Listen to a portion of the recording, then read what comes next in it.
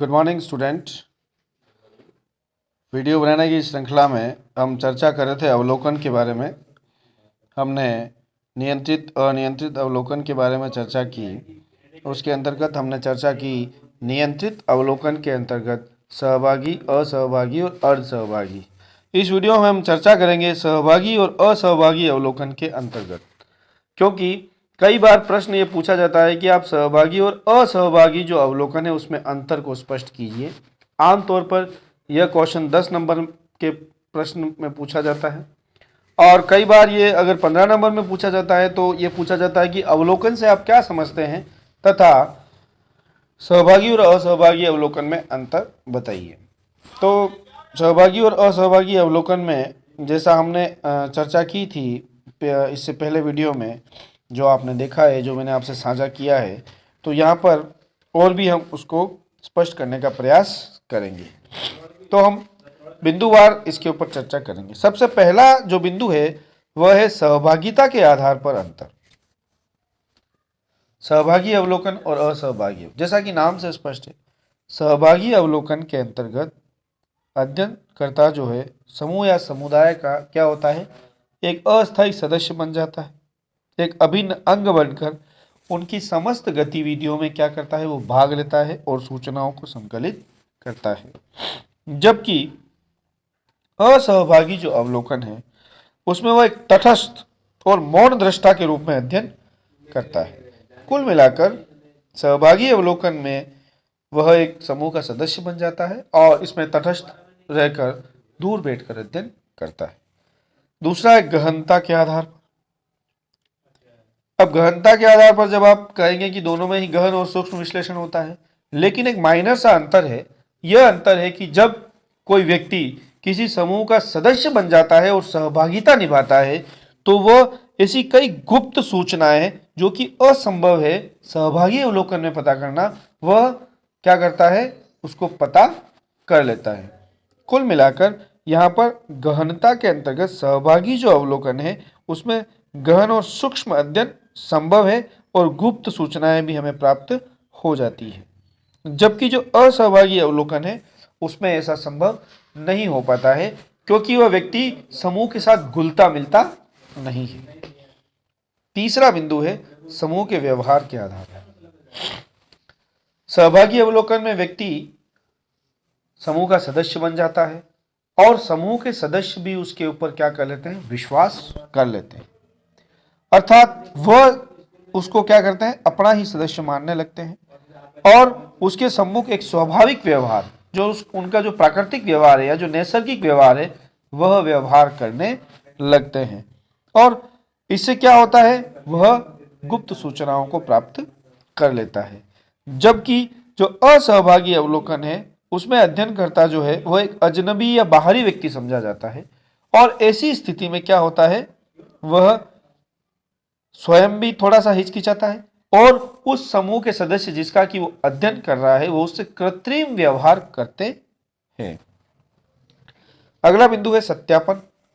अब सत्यापन के आधार पर क्या होता है कि सहभागी जो अवलोकन होता है उसके अंतर्गत अध्ययनकर्ता या अवलोकनकर्ता वहीं रहता है, उस समूह के साथ ही रहता है, उस समूह की जो दैनिक क्रिया है उसमें भाग लेता है और एक जो जीवन विधि है वो पूरी तरह से जीता है और विशेष अवसरों पर भी वहीं अध्ययनरत रहता है। उससे क्या होता है कि सत्यापनशीलता अर्थात उन घटनाओं को वो स्वयं ही समय समय के ऊपर सत्यता के आधार पर, सत्यता की कसौटी पर खरा है या नहीं है, वह अवलोकित कर लेता है। लेकिन इसके विपरीत हम चर्चा करेंगे तो जो असहभागी अवलोकन है उसमें क्या होता है, व्यक्ति विशेष अवसरों पर जाता है और दूर बैठकर अध्ययन करता है, तो सत्यापन करने का जो अवसर है वो प्रदान नहीं हो पाता है। अगला बिंदु है वस्तुनिष्ठता के आधार पर। सहभागी अवलोकन की तुलना में असहभागी जो अवलोकन है वो अधिक वैज्ञानिक और वस्तुनिष्ठ होता है। क्यों होता है? जैसा हमने पहले भी चर्चा की बच्चों, कि व्यक्ति जब किसी समूह का सदस्य बनता है तो उसमें एक अभिनीति या पक्षपात की स्थिति आ जाती है। क्यों? क्योंकि वह जब उस समूह का सदस्य बनता है तो वो कहीं ना कहीं या तो उस समूह को परिवर्तित करेगा या समूह उसे परिवर्तित करेगा।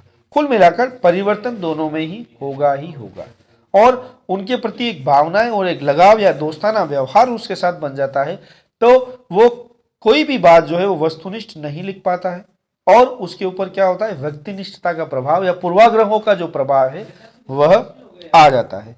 तो जो सहभागी अवलोकन है वह अपेक्षाकृत असहभागी अवलोकन के थोड़ा सा उसके ऊपर संशय किया जाता है, क्योंकि उसमें पूर्वाग्रहों की आने की संभावना रहती है।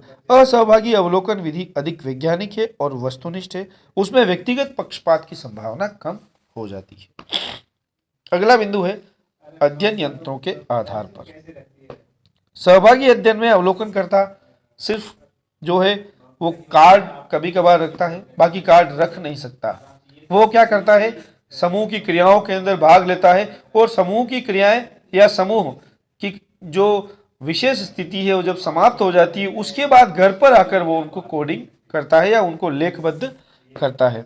इसके विपरीत असहभागी जो अवलोकन है उसके अंदर अवलोकनकर्ता अनुसूची, अवलोकन कार्ड आदि का प्रयोग कर सकता है।